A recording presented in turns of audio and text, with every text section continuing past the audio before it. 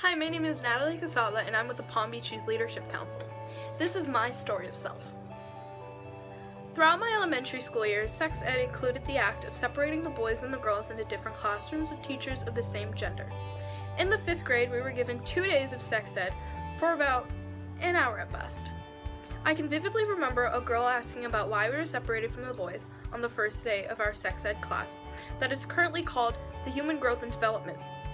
Something public schools here in the Palm Beach County give to students around schools for about 3 to 5 days.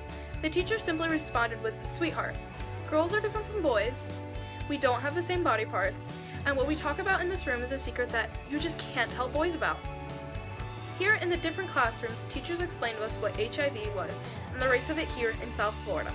They told us about how terrible this was if you contracted it and that you'd have a troublesome path in your future.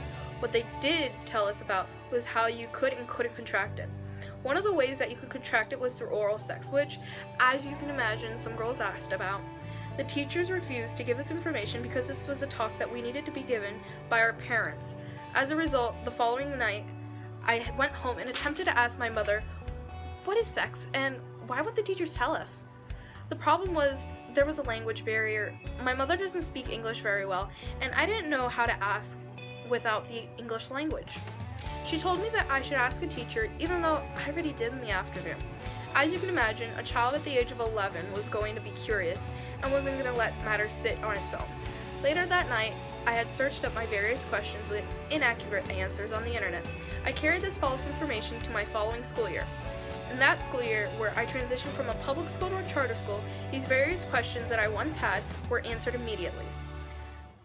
Moving forward to 5 years, I had an inclusive sex ed class provided by Planned Parenthood. Here, I was informed about PBYLC, also known as Palm Beach Youth Leadership Council. I joined the council in efforts to attempt to advocate for sex ed courses in schools. Another reason is because I realized after the presentation was that sex ed here in the school district isn't enough. We're not taught enough of the subject that we have the right to know.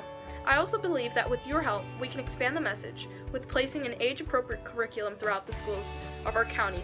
Will you help me expand the future of our youth's knowledge by signing my petition? Thank you.